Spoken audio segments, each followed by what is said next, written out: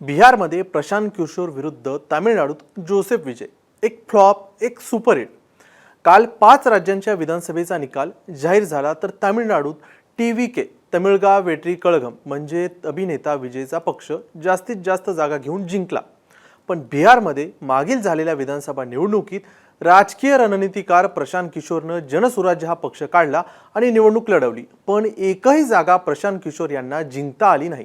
अभिनेता विजय थलपती आणि प्रशांत किशोर हे दोघंही राजकारणात नव्हते. त्यांनी आपापल्या राज्यात पहिल्यांदा निवडणूक लढवली. एकाची कामगिरी ब्लॉकबस्टर ठरली तर दुसऱ्याची कामगिरी ही फ्लॉप ठरली. अभिनेता थलपती विजयला जे जमलं ते प्रशांत किशोरला का नाही जमलं? विजयचं गणित बसलं कुठं हेच आपण या व्हिडिओमध्ये पाहणार आहोत. नमस्कार, मी स्वानंद बिक्कड, मुंबई तकमध्ये तुमचं स्वागत. प्रशांत किशोर बिहारमध्ये का फेल झाले? नेमकं गणित चुकलं कुठं? तर प्रशांत किशोर यांना बिहारच्या जातीय गणिताचा मेळच लागला नाही. कारण बिहारमध्ये जातीय गणिताचा जास्तीत जास्त राजकीय खेळ आहे. यादव आणि मुस्लिम ही वोट बँक RJD कडे असायची, तर कुर्मी आणि मागासवर्गीय भाजप आणि त्यांच्या मित्र पक्षांकडे असायची. प्रशांत किशोर यांनी आपण जातीच्या राजकारणाचा वापर करणार नसून विकासाचं राजकारण करू असं ते म्हणाले. पण बिहारच्या जनतेनं त्यांना विकासाच्या राजकारणाच्या मुद्द्यावरती साथ दिली नाही. प्रशांत किशोर हे बिहारच्या राजकारणात नौके होते. त्यांनी आधी विविध पक्षांसाठी राजकीय रणनीतिकार म्हणून पडद्याच्या मागे काम पाहिले. त्यामुळे प्रशांत किशोर हे लोकांमध्ये गेले आणि भाषण केलं, टाळ्या पडल्या असं झालं नाही. त्यांच्याकडे रणनीती होती, पण राजकारणात असा अपील करणारा चेहरा नव्हता.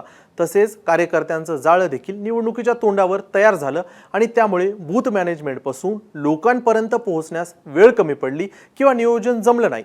या उलट अभिनेता विजय हा चित्रपट सृष्टीत आहे. त्याच्या अनेक चित्रपटांना नागरिकांनी डोक्यावर घेतलंय. तामिळनाडूचं राजकारण हे जातीय राजकारणापेक्षा प्रादेशिक अस्मिता आणि चित्रपटसृष्टीच्या आसपास फिरल्याचा इतिहास आहे.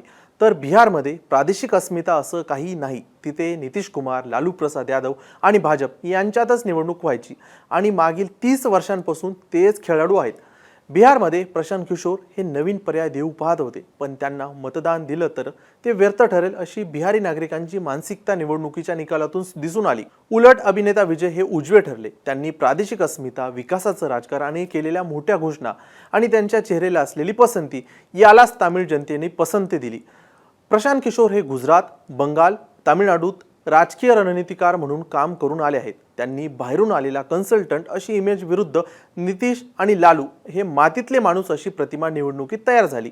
प्रशांत किशोर यांनी बिहारमध्ये पदयात्रा देखील काढली, मतदारसंघ पिंचून काढले, पण निवडणूक लढवण्यास पैसा आणि उमेदवारच नव्हते. तसेच प्रशांत किशोर यांनी शेवटच्या क्षणी निवडणूक न लढवण्याचा निर्णय जाहीर केला. त्यामुळे विधानसभेत जनसुराजला एकही जागा जिंकता आली नाही व वोट शेअर देखील 2% आसपासच राहिला. या उलट तामिळनाडूत विजय कसे जिंकले? तर थलपती विजय हा अभिनेता असल्यामुळे रेडीमेड ब्रँड होता, तर प्रशांत किशोरकडे रणनीती होती, पण बिहारची सर्व जनता त्यांना ओळखत नव्हती. या उलट विजय हा 30 वर्ष सिनेसृष्टीत आहे. त्याची सुपरस्टार म्हणून ओळख आहे. त्याचे गावागावात कटआउट, फॅन क्लब आहेत. त्यासाठी इमेज बिल्डिंगवर जास्त काम करण्यासाठी त्याला वेळ खर्च करावा लागला नाही आणि पैसा देखील खर्च करावा लागला नाही. उलट आपल्या चाहत्यांनीच विजयचे पोस्टर लावले आणि प्रचार देखील केला. अभिनेता विजयकडे द्रविडी स्पेस मोकळी होती. DMK आणि AIADMK दोघंही 50 वर्ष सत्तेत आलटून पालटून सत्तेत राहिले होते. त्यामुळे करुणानिधी आणि जयललिता यांच्यानंतर निर्माण झालेली पोकळी विजयसाठी एक मोठी स्पेस तयार झाली होती. DMK पक्षाचा विचार केला तर MK स्टॅलिन यांच्यावर घराणेशाही आणि भ्रष्टाचाराचे आरोप आहेत.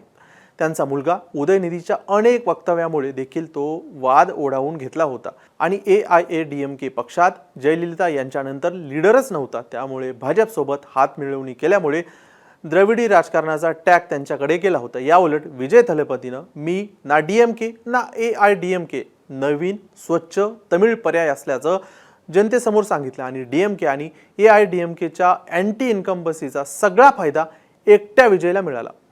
विजयने भाजपवर कधी टीका केली नाही, पण तमिळ भाषा, तमिळ संस्कृती, नीटला विरोध, हिंदी लादण्याचा विरोध आणि हे मुद्दे DMKचे मुद्दे हायजॅक केले. स्वतःला पेरियार अण्णाचा खरा वारसदार असल्याचं सांगितलं. म्हणजे DMKची विचारसरणी आणि AIADMKची भ्रष्टाचार विरोधी इमेज आणि सुपरस्टार ग्लॅमर हेच TVKच्या विजयाचं समीकरण बसलं. उलट प्रशांत किशोरनं बिहारमध्ये जात धर्म सोडा म्हटलं, पण बिहारी जनतेला हे पटलं नाही. इकडे विजयनं तामिळ सोडू नका म्हटलं, पण तामिळनाडूला हेच हवं होतं. आणि लोकांनी देखील विजयच्या पारड्यात भरभरून मतांचा पाऊस पाडला. विजयचे जे फॅन क्लब होतं त्याचं बूथ एजंटमध्ये रूपांतर झालं. विजयच्या विजय मक्कल अयक्कमचे 10 लाख मेंबर्स होते. 2024ला पक्ष काढला तेव्हा एका रात्रीत 234 मतदारसंघात बूथ कमिटी तयार झाली होती. इकडे प्रशांत किशोरकडे 2 वर्ष पदयात्रा करूनही 10,000 कार्यकर्ते जमले नाहीत. त्यामुळे त्याला फटका बसला. निवडणुकीत फक्त चेहराच नाही तर संघटन पण लागतं. विजयकडे दोन्ही होतं, हीच त्याच्या जमेची बाजू राहिली होती. विजयनं तामिळनाडूतील महिला आणि तरुण पिढीला हेरलं. त्यांची वोट बँक तयार झाली. 18 ते 35 वयोगटातील 45% मतदार आणि विजय त्यांचा अण्णा झाला. महिला विजयचे सिनेमे फॅमिली ऑडियन्स म्हणून पाहतात. तसेच स्टॅलिन सरकारच्या दारू धोरणाचा रोष देखील मतदानात देखील पाहायला मिळाला. पहिल्यांदा मतदान करणारे युवक जास्त होते म्हणून मतदानाची टक्केवारी वाढली. त्यामुळे 85.1% मतदान झालं. नवीन वोटरचा कल हा TVK पक्षाकडे असल्याचं आपल्याला पाहायला मिळालं. उलट बिहारमध्ये तरुण वोट तेजस्वीकडे, महिला वोट नितीशकडे आणि प्रशांत किशोरच्या हाती असल्याचं काही पाहायला आपल्याला मिळालं नाही. थोडक्यात फरक सांगायचा तर प्रशांत किशोर आणि विजय यांच्यातला तर प्रशांत किशोर हे स्ट्रॅटेजिस्ट म्हणून होते पण चेहरा नव्हते, तर विजय थलपती हा घराघरात पोहोचलेला चेहरा होता.